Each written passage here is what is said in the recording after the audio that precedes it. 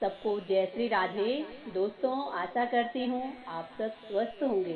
तो आइए सुनते हैं आज की कहानी। एक दिन की बात है जब भगवान बुद्ध ध्यान में लीन थे। तभी एक सेठ उनके पास आकर बैठ गया।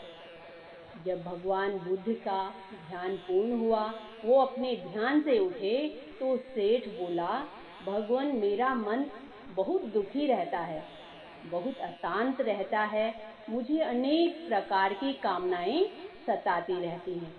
आप कृपा करके मुझे दीक्षा दीजिए, जिससे मैं सभी प्रकार के मानसिक विचारों से छुटकारा पा सकूं। भगवान बुद्ध ने सेठ की प्रार्थना को स्वीकार करते हुए कहा कि आपके विचार बहुत अच्छे हैं। मैं आने वाली पूर्णिमा को आपके द्वार पर आऊंगा और दीक्षा भी ग्रहण करूंगा, साथ में आपको दीक्षा भी दूंगा। अब सेठ भगवान बुद्ध की बातों को सुनकर बड़ा प्रसन्न हो गया और वो अपने घर लौट आया। अब वो इस बात को पूरे जगह प्रचार करने लगा और कहने लगा कि भगवान बुद्ध मेरे द्वार पर आएंगे, दीक्षा ग्रहण करेंगे और मुझे दीक्षा भी देकर जाएंगे। सेठ लोगों से ये कहता फिरता कि भगवान बुद्ध ने मुझसे पक्का वादा किया है और अब मेरा भाग्य जो है शीघ्र उदय होने वाला है। जो लोग उस सेठ की बातें सुनते, वो सेठ को बड़ा भाग्यशाली मानते और उसकी सराहना करते। तब सेठ को और भी प्रसन्नता होती और वो उसमें दो चार और बातें जोड़कर कहता फिरता। जिस दिन पूर्णमासी थी, सेठ ने भगवान बुद्ध के लिए तरह तरह के व्यंजन बनवाए। अपने वचन के अनुसार एक मैली सी मिट्टी की हंडिया हाथ में लेकर महात्मा बुद्ध उस सेठ के द्वार पर पहुंच गए। सेठ ने प्रसन्न भाव से सोने चांदी की थालों में भिक्षा रख दी। अब महात्मा बुद्ध ने अपनी मिट्टी की हंडिया सेठ के सामने रख दी और बोले कि सेठ, इसमें भिक्षा डाल दो। और मिट्टी की हंडिया को देखकर सेठ के मन में विचार आया कि ये हंडिया तो बहुत मैली है। तब उसने कहा कि भगवान, क्या शुद्ध और तरह तरह के जो पकवान हैं इस मैले पात्र में डालने उचित होंगे?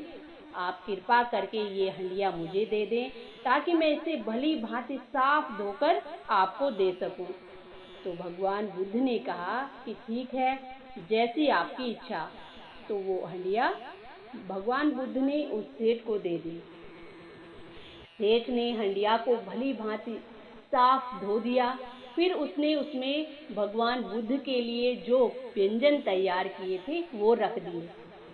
अब भगवान बुद्ध भिक्षा लेकर चुपचाप वहां से चले गए।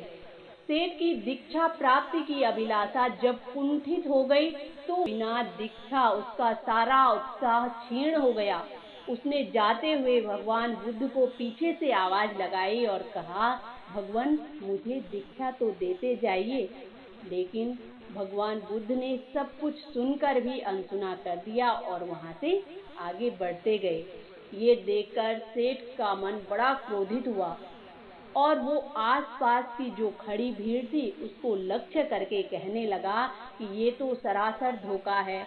भगवान बुद्ध ने अपना वचन भंग किया है। मुझसे भिक्षा तो ले ली मगर दीक्षा नहीं दी। भगवान बुद्ध ने कहा था कि मैं तुम्हें दीक्षा दूंगा।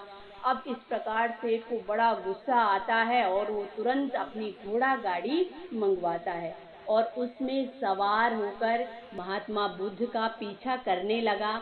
आधे रास्ते में उसने उन्हें पकड़ लिया। अब गुस्से में चिल्लाते हुए सेठ कहता है कि ये क्या तमाशा है, आपको अपना वचन तक याद नहीं है। महात्मा बुद्ध बड़े ही विनम्र भाव से बोले, क्या आपको अभी तक दीक्षा नहीं मिली? सेठ फिर कहने लगा, भगवान, मुझसे मजाक मत कीजिए। इस पर महात्मा बुद्ध ने सेठ से पूछा, क्या अभी थोड़ी देर पहले की हंडिया धोने की घटना आप भूल गए? सेठ ने कहा, नहीं। महात्मा बुद्ध बोले, आपने हंडिया को धोया और मांजा था।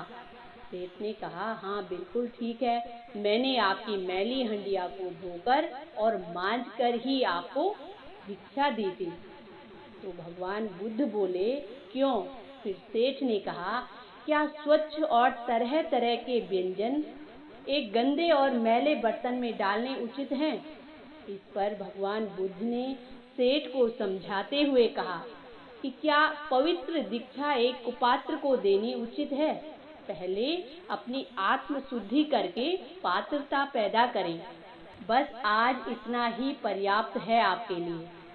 भगवान बुद्ध कहने लगे कि जिस प्रकार आपने एक मैली हंडिया में अपने बनाए स्वच्छ जो पकवान थे उन्हें डालना उचित नहीं समझा, ठीक उसी प्रकार मैंने भी अपनी पवित्र दीक्षा एक कुपात्र में डालना उचित नहीं समझा और वो वहां से आगे बढ़ गए।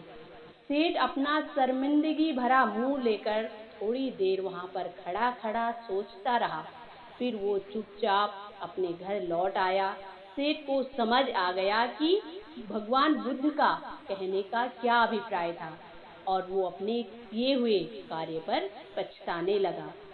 दोस्तों, हम सबको भी आत्मज्ञान प्राप्त करने के लिए सबसे पहले अपने हृदय को पवित्र करना पड़ेगा, क्योंकि हमेशा ईश्वर पवित्र हृदय में ही निवास करते हैं।